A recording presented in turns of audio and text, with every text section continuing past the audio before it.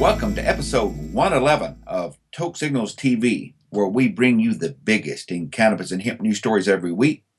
I'm Steve Elliott, the editor at tokesignals.com, and I'll be guiding you through the news. First, let's look at our first Toke Signals Bud Pick of the Week for 2016. Happy New Year, by the way. This is some Great God. It's an indica strain. Very fine weed. I found it for $12 a gram at Integrative Medicine, my local medical dispensary here in Kingston, Washington. Nice stuff. Let's do the news now, shall we? In Vermont, on Thursday, the governor called for marijuana legalization in his State of the State address. Vermont Governor Peter Shumlin, in his final State of the State address, called on lawmakers to pass legislation legalizing and regulating marijuana. The governor also declared the drug war a failure and expressed desire to continue emphasizing a health-based approach to drug policy by expanding treatment and overdose prevention programs, as well as by removing the stigma associated with drug use and addiction. The outdated war on drugs has also failed, said Shumlin, and there is no greater example than our nation's marijuana laws. Pete Shumlin is providing just the sort of leadership we need to see from other governors around the country, said Ethan Nadelman, executive director of the Drug Policy Alliance. Indeed, it's a bit surprising, with a majority of Americans in favor of marijuana legalization, that he's the only sitting governor to actively call for it. I'm hoping this is the start of a new trend, Nadelman said. Governor Shumlin stressed that a marijuana legalization measure that he'd support should contain the following: a legal market to keep marijuana and other drugs out of the hands of underage kids. The tax imposed must be low enough, good idea, to wipe out the black market and get rid of illegal drug dealers. Revenue from legalization must be used to expand addiction prevention programs. That's a reasonable trade-off, although everybody in addiction prevention programs for marijuana is there by court order. And it would strengthen law enforcement capacity to improve our response to impaired drivers. And that, of course, is very iffy as well, since there is no bright line for marijuana impairment like there is with alcohol. And that's according to the best science we have. Now, with Shumlin entering his last year in office, this is a strong signal that he intends to make marijuana legalization a priority in the upcoming legislative session. Vermont would become the first state to legalize through the legislative process. All the rest of them have done it by popular vote. 4 states and Washington, D.C. have legalized cannabis through voter initiatives. In California this week, an adult use marijuana initiative was cleared for circulation. Proponents of a statewide ballot measure to control, regulate, and tax adult use of marijuana while protecting children on Wednesday announced that they have received an official title and summary for their proposed November measure. They've been cleared for circulation and intend to hit the ground running to qualify their measure for the ballot. They also announced the formation of an official political committee in support of the measure. Californians to control, regulate, and tax adult use of marijuana while protecting children. I know. Is it a committee name or a novel? The coalition is in support of this measure, includes business people, physicians, farmers, environmental leaders, and social justice advocacy organizations, according to the group. The new committee announced $1.25 million in initial contributions, including from co-chairs and respected advocacy organizations such as Drug Policy Action, Marijuana Policy Project of California, New Approach PAC, and Californians for Sensible Reform. Co-proponents Dr. Donald O. Lyman, MD, former chief of the Division of Chronic Disease and Injury Control at the California Department of Health, and Michael Sutton, former president of the California Fish and Game Commission and former vice president of the National Audubon Society, issued the following joint statement. Our broad and growing coalition is excited to be cleared for circulation, to launch our campaign, and to hit the ground running by taking our message directly to the voters of California, who have repeatedly called for a legal and controlled system of responsible adult marijuana use that also protects children, public safety, local control, and the environment. We believe this measure represents a better, safer, smarter, healthier, and more transparent way to regulate marijuana in California. It includes strong safeguards for children, workers, local governments, and small businesses, and strict anti-monopoly provisions, and the toughest warning label and marketing to kids laws in the nation, according to a prepared statement from the coalition. It also closely adheres to the Lieutenant Governor's Blue Ribbon Commission on Marijuana Policy and the new medical marijuana laws recently passed by a bipartisan majority of the California legislature and signed into law by Governor Brown. In New York this week, big news as finally the medical marijuana program launches on Thursday. The New York State Department of Health on Tuesday announced that New York's medical marijuana program was launching on Thursday. While the state has authorized 20 dispensaries to open statewide, only 8 opened on Thursday, with the rest slated to open later in January, leaving huge areas of New York without access to a dispensary. Now, this marks the first time that patients in New York State can legally purchase medical marijuana, but significant concerns about the program remain. Since this law was passed in June 2014, advocates have warned that its narrowness and overly restrictive regulations would impede patient access. I'm disappointed that only 8 dispensaries will open by the deadline, said Missy Miller from Atlantic Beach. There are none opening on Long Island, which leaves my son Oliver, who suffers from life-threatening seizures, out of luck. This only highlights concerns we have had all along. The state has licensed way too few producers and dispensaries to serve a state as populous and geographically large as New York, Miller said. If we can't access medicine, what good is the program? And what about expedited access for those like my son who are most in need? We've not had one word about how to register for that, Miller said. This has been repeated slaps in the face with no guidance at all and no relief for my son. Now, the New York Department of Health is reporting that only 150 physicians have enrolled in the program so far, and patients are reporting that they are having difficulty finding a registered physician who can certify them to receive the medicine. Under the law, only patients with one of 10 medical conditions qualify to apply to the program, and those qualified patients must receive a recommendation from a physician who has completed a 4.5-hour training course and registered with the state. I urge my fellow physicians in New York to register for this program so that they can have one more tool to help serve their patients, said Craig Blenderman, MD, Director of the Adult Palliative Care Service and Associate Professor of Medicine at Columbia University Medical Center. There is solid medical evidence for the efficacy and safety of medicinal cannabis for treating certain conditions, Dr. Blenderman said.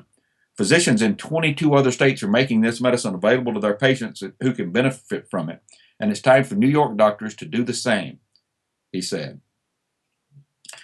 In Oregon this week, the world-famous Cannabis Cafe is still open despite new clean air provisions. Oregon's newly expanded Indoor Clean Air Act kicked in on New Year's Day, but the world-famous Cannabis Cafe in Portland remains open this week, hosting popular stoner bingo games and Thursday night jam sessions. Multnomah County has already received a complaint about cannabis smoking in the business, and officials plan to send owner Madeline Martinez a letter reminding her of the law. A county code enforcement officer will visit the cafe after a 10-day grace period to make sure Martinez has complied, said Multnomah County spokeswoman Julie Sullivan Springhetti.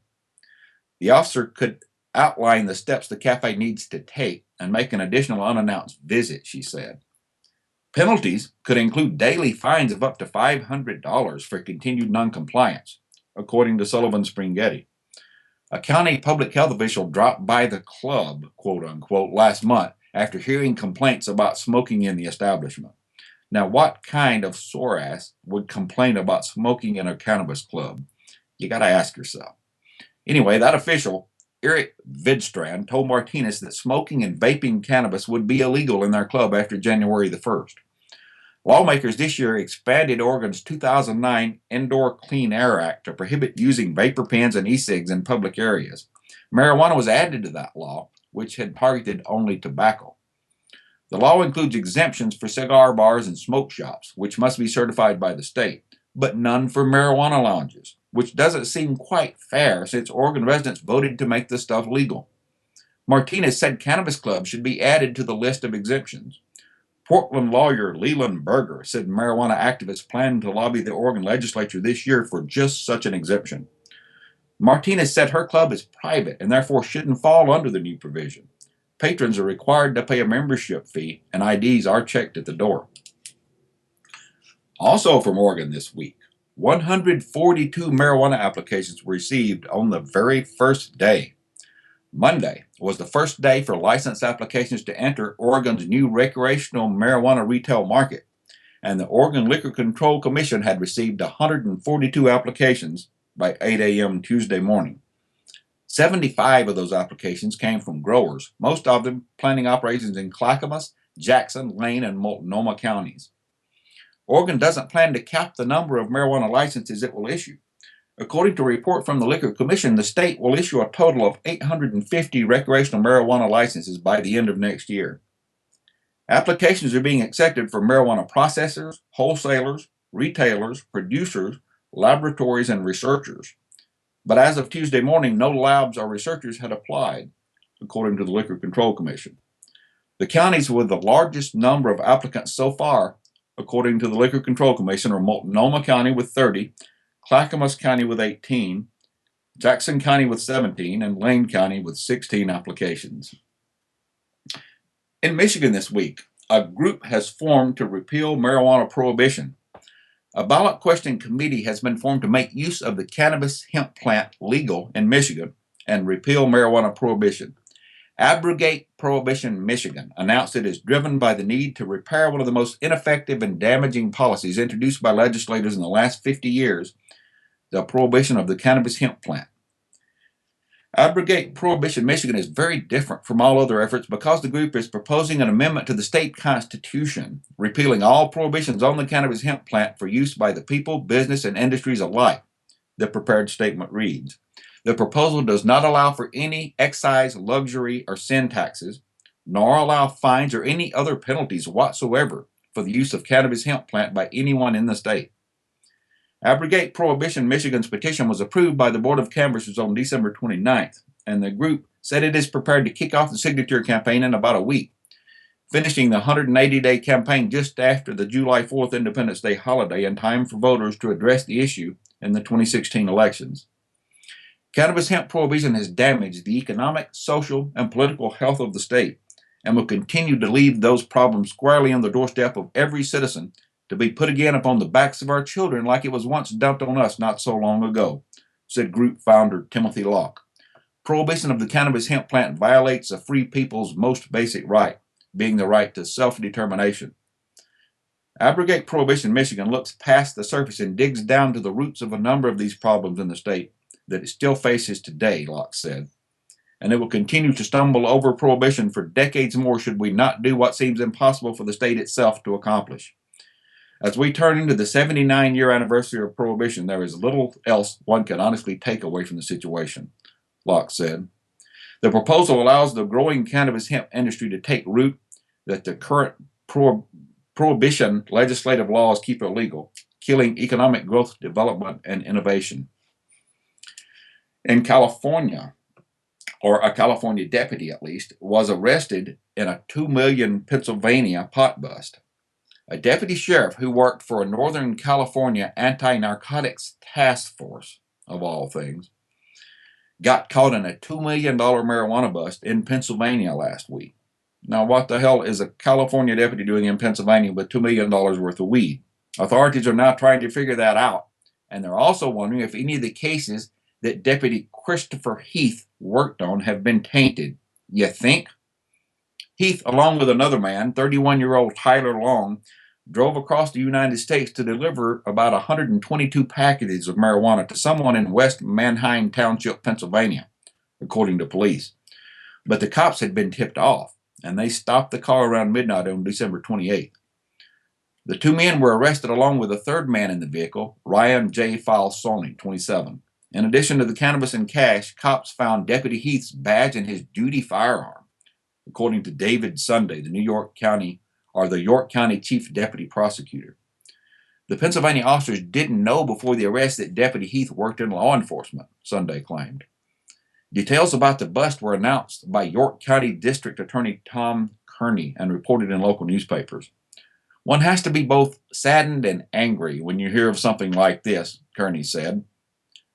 one doesn't have to do any such thing. I'm rather amused. The work that is done by the task force and police officers in general is very dangerous work, he said, and it is made more dangerous by the fact that occasionally there is a bad apple in the barrel. All three men were arrested on felony drug charges and each posted $1 million bail, according to Sunday. In Pennsylvania, 5% of bail must be posted, meaning $50,000 was paid to get each of these three men out. The 122 packages of marijuana totaled 247 pounds and had a street value of more than $2 million, Sunday claimed. Now, at more than $8,000 a pound, that really makes me wish I was his pot dealer. The deputy's arrest means that cops are now taking another look at numerous drug cases in at least 2 counties in Northern California to see whether they have been compromised.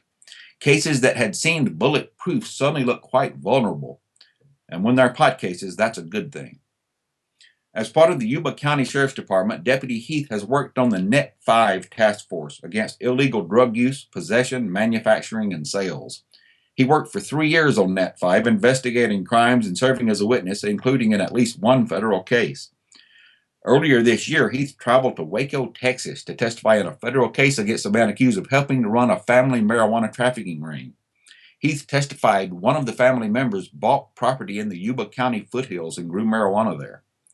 Heath led 62 criminal cases related to marijuana, according to Unit Commander Martin Horan. If Heath's work was witnessed or can be otherwise credibly covered by the testimony of another investigator, the case may not be significantly impacted, claimed Yuba County DA Patrick McGrath.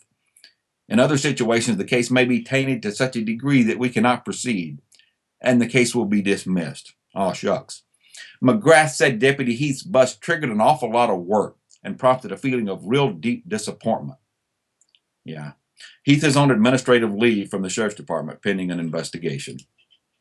Before we go this week, we have a must-read in Toke Signals, Cannabis POW of the Month, which is done by activist Sherry Sicard, who does so much for cannabis prisoners nationwide.